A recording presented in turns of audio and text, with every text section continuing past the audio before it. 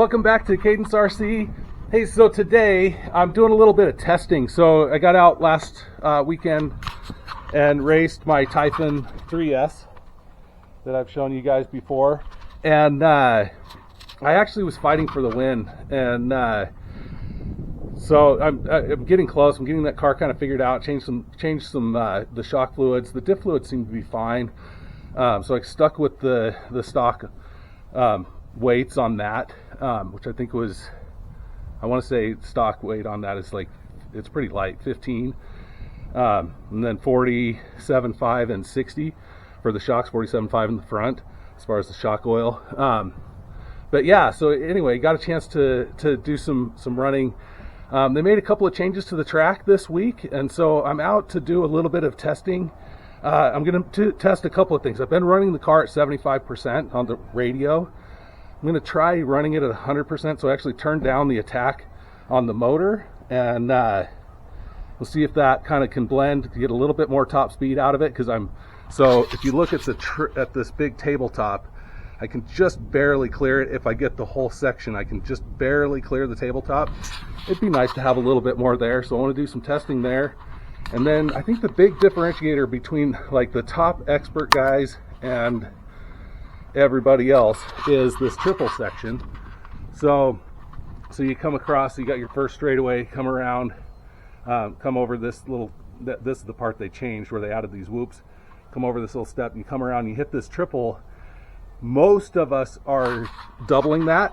It's pretty hard to get consistently to triple that, so most of us are doubling that and then just rolling through on the last jump.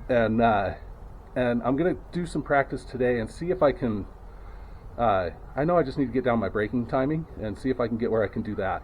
I'd love to, I feel a little bit silly at this point running the 3S just because I think I'm maybe skilling out of the car and skilling out of the class, but the car's, it's definitely, I got a chance to drive a real car last weekend, Techno. I don't know if that was current Techno or last generation, but it was fast, like really fast, and so it was really interesting to drive a really great car and see what the difference was. Anyway, yeah, let's get out and do some driving. And so yeah, this will be my first run with the motor, or with the radio set at 100%. I am, just like before, I am actually running on that little section's going to be tricky. And I'm going to drive silly for a bit here because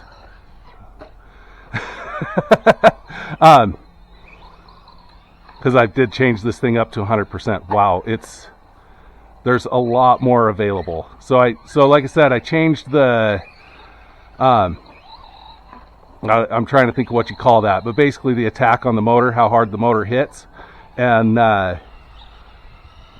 drop that down from 1 from where it was before to see if I can hopefully handle 100%.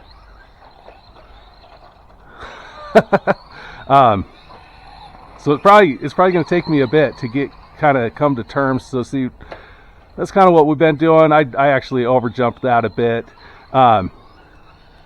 Wow, that's nice. So having the extra power there, just to kind of give you an idea, before, if I didn't come into that real hot, and I just grabbed a little bit of extra gas when I came off the first little tabletop, and I almost completely cleared that table with almost, with no real effort. So that was mega. And so yeah, like I say, the thing, wow, so I've got to increase my braking if I'm going to make that section work for me, because what I just saw there is I got on the brakes perfect. Like I did a little dab on the brakes right as I came, or I got right on the brakes right as I hit the ground, which I know is exactly what I need to do, is get used to the timing on that.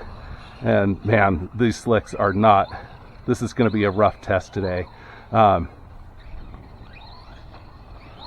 Because the slick tires are not giving me basically anything. But yeah, see, so like right there, that was money on the timing as far as getting on the brakes. Oops, just gassed it.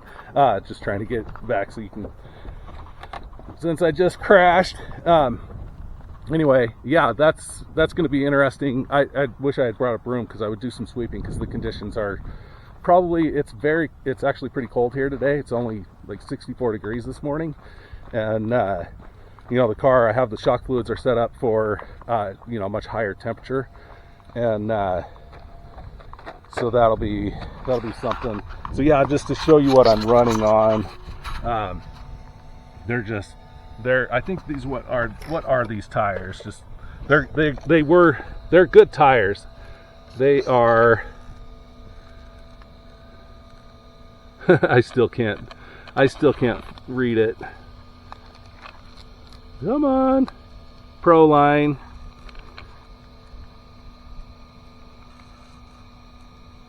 Yeah, I can't read it.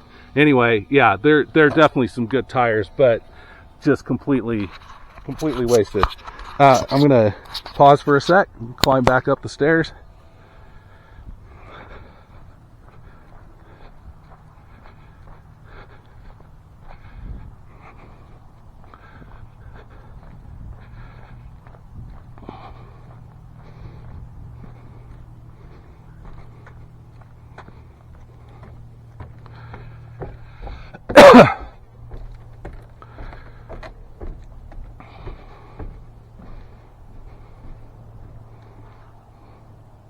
Guys, so I'm back on the stand. I actually lost that last bit of footage, so I'm actually switched over to my new battery. We'll get back out on the track and do a little bit more testing. See if I can get used to this extra power. I was actually kind of talking about the challenge of being trying to navigate driving and narrating, talking at the same time. It makes me really appreciate like some of these guys on YouTube, like the guys that do sim racing, and how they handle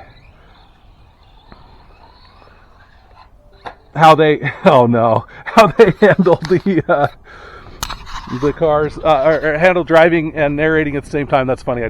I completely flailed on that section. I'm gonna go pick up that car. I'll be right back. On the stand. Narrating and driving, surprisingly tricky. And oh my gosh, yeah, these slick tires are not working today at all. It's also really cold, so this would be a lot better if it wasn't. It was 64 degrees when I got here. There's a cold breeze coming in, kind of really unusual for here. We get really hot here in the summertime, and yeah, it's a chilly morning. Oh man, I downsided that thing perfect. Oh shucks. Oh, look at that, perfect timing. Anyway, yeah, I was going to mention, if you're having any inkling getting into racing, maybe you're running a 223 or this version of the 3S Arrma, or if you're running like a Jado, man, don't be afraid, because I think these are actually pretty good cars. You know, the good thing about this car is, from a setup standpoint, like for a beginner, for somebody who's just getting started, there's not a whole lot you can do, because all you can really change is camber. You can change your toe angle, and you can change the and then you can change like your diff fluids and your shock fluids, and it makes it a lot easier to deal with, navigating, trying to get started, because I think sometimes when you're new, it can be pretty intimidating, just all the different adjustments that you have on the cars. And so I think it's actually, it's such a good way to start, and they're inexpensive. I think I was telling you, so I'm running 47.5 shock fluid in the front on this car. For so today, obviously, I'm not set up for these conditions because it's very cool. Misjudged that one. But yeah, 47.5 and 60 are what I'm running as far as my shock fluids. And I mean, honestly, that made a huge difference for this car.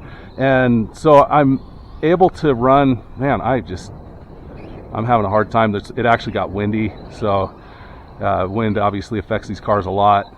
The light's really flat, which is fine. But yeah. But yeah, you know, I would say don't feel bad showing up with one of these cars and learn how to race. And you know, don't you know, basically what I would say is don't blame the car. Like if you'd bought one of those types of cars and you want to get started racing, like get out and start racing, because the fact of the matter is that you can run a good pace with these cars and have a good time. And you know, hopefully you can get out and get some stick time like I'm being able to right now. You know, and hone your skills. You know, like I said, I came out here with the specific goal of making some mistakes and knowing that I'm riding a terrible tire, knowing that I'm set up for two. So if I was setting up for the conditions today, I would change my shock fluid down slightly, not a lot, but I would lower that weight, probably 55 in the back and 45 in the front, just so it would be a little bit freer, or move a little bit better. Because right now, you know, with it this cold and that heavy of shock fluid, it just makes it a lot. Shock fluid's a lot stiffer, so it's not going to move as well. For those of you that haven't done any kind of setup on any of these kinds of cars, I'm really excited for this next race though, because I genuinely think I can. I know that I can win. My pace the last race. I actually had I qualified okay. I qualified in fourth. There were I think 6 of us, and I qualified fourth. And then in the race, I found a bunch of performance. Wow, if I can get this thing to go into reverse. Just keep trying. Come on. There it goes. Boy, that was nice. Yeah, you can. I lost track of what I was saying.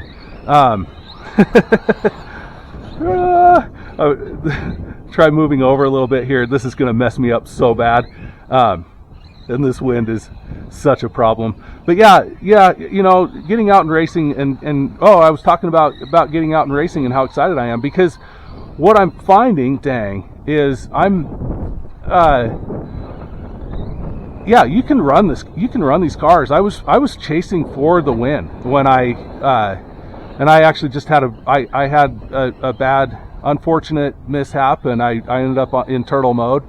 And you know, everybody likes to complain about marshals, and I'm gonna say just like I've said before, at the end of the day, you know, I'm the one who crashed, but I did end up on my lid for about 13 seconds, so half of a lap. And charged back through the field and finished the race in third. So I was running the fastest for the second half of the race, and I was fighting for the lead at the start of the race before I made the mistake. So the fact that I'm running this inexpensive car, so there were 2 guys running TLR tuned Typhons, which is, I think, an amazing race car. I think, man, if you want if you want to be more serious as a new driver, and frankly, I have a feeling that car probably can largely work even as not a new driver. You know, if you had to replace a few parts, big deal. But yeah, it's so there were 2 guys running those, and the other cars on the track were you know, Technos or other, you know, the more serious versions of Losi's. I don't know exactly what they were, but serious race cars, and those things are super expensive. And so the fact that you know, coming out here, I've raced. That was my 3rd race with the 8 scale buggy. Wow, reverse is just really not happy. I don't know if I'm hot or what's going on here, but let's see if I can go forward here. But yeah. Getting out and running these cars, it's super fun, and you know, my whole thing is trying to help people feel more, have it be a fun experience to get into RC racing and getting stuck on the pipe, and having this be a fun sport. And you know, I kind of alluded to kind of my experience getting into the sport and not being as fun as I needed it to be. I didn't even know if I wanted to race, and I spent a lot of money on a car that I didn't want to drive. And I would have had a lot more fun if I had been able to buy an inexpensive car and not feel so like I had invested so much into trying to get started. And so, you know, that's why I think it's so important to not be afraid to run something like this TLR, you know, the Typhon 3S, because, or, you know, like I said, the JATO. I think the JATO is probably an even better platform for a new driver. Looking at my tire, has like this beautiful stripe on it. But yeah, man. Yeah, go race. Don't be afraid to get out and run a car. We had a kid run a little silly toy, and it ran fast. Way too high a center of gravity. He was never going to win anything, but it ran good. And you know, run a novice class. Learn how to drive. Get into this and join this hobby. It's fun. So anyway, we will see you in the next video.